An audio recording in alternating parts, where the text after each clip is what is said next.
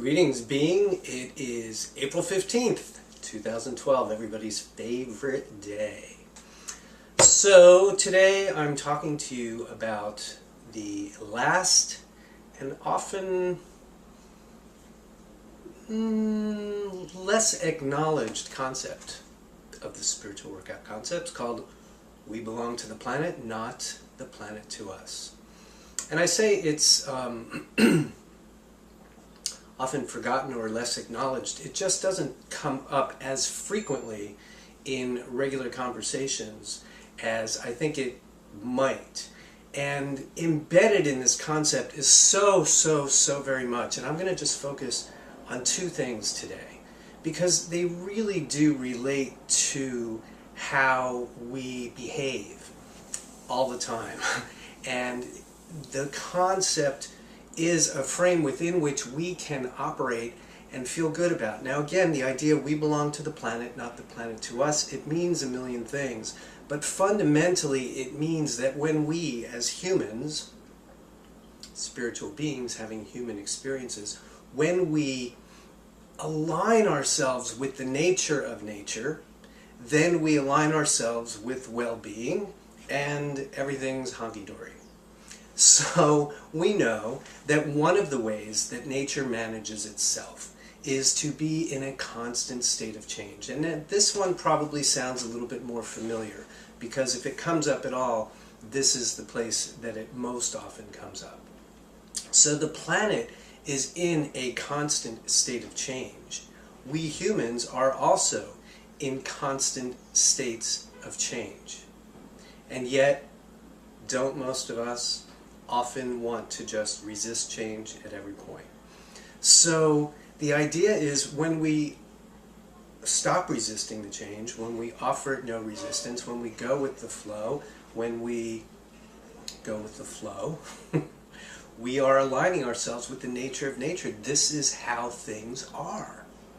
And so when we find ourselves clinging to an idea of some sort of change that we're afraid of or uncertain about, which is almost always the case, and we just offer that much resistance, we're just going against the nature of nature. That's why it doesn't feel good. So to allow change, to offer it no resistance, to go with the flow and simply accept things as they are, part of this is just being present, right? Then we start to get into the flow of life. Now, sometimes big things happen. Somebody dies.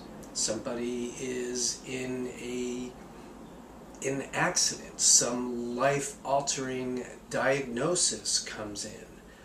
Plans to move get changed. A job goes away. Each of these things, and zillions others like them, of varying degrees of importance, are going to happen no matter what. And every single one of them is simply a change. So when we really keep that perspective, spiritual being having a human experience, and we come up against these things, it's not that, oh my God, this person died, or oh my God, I've lost my job, or oh my God, etc., etc., etc. Really, fundamentally, all that's happened, something changed. Something changed.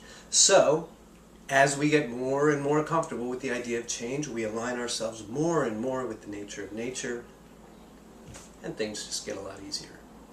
The other idea that I want to bring up, that comes up a little less frequently when it comes to this subject, is the notion of interdependence. In nature, again, one of the ways it manages itself is everything is dependent on everything else. Nothing goes to waste. But when it comes to this, and nothing that strives to be fully independent ever survives, nor does anything that strives to be totally dependent ever survive in nature. There's a healthy interdependence that exists throughout. And when we as humans mimic that behavior, when we align ourselves with it, when we act like it, then again, it's another way to be in the flow. Now, where does that show up in our everyday lives? Well, the moment that we start interacting with anybody else, there are opportunities to create interdependence. So maybe two people come together in a romantic partnership, and they, by choice, and that's the key, by choice they learn to depend on one another for various things.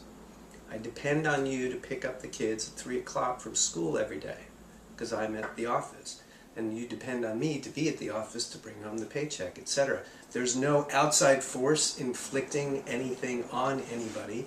It's by mutual agreement. So interdependence certainly comes into play in couples, couplehood, and yet within families, and within extended family, and within community, and within on and on and on and on it goes. And as we touched on a while ago, or not too long ago, the times that we're living in are simply screaming out for more and more and more of this interdependence. We're learning and seeing that walling ourselves off in our enclaves, in our communities, wherever we are on the planet, isn't working anymore. We're seeing that the problems that we have created are so massive that there's no one entity that can take care of it all.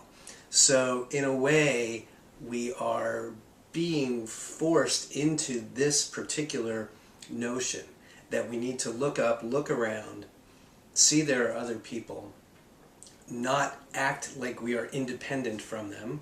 We can act that way, but it's not true. We're all connected.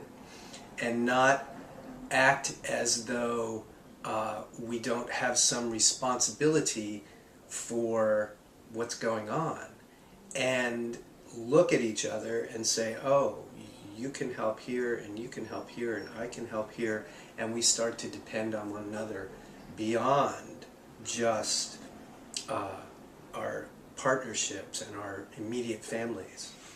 So these two ideas, change and interdependence, I think play huge roles in our everyday lives. So let me know how it's going with you as you become friends with change and create strong interdependent relationships. And that's about it. So for any of you who might be in California, and I'll talk more about this, it looks like I'll be in California for a good chunk of the summer, which I'm very excited about. And until we meet again, have a wonderful week.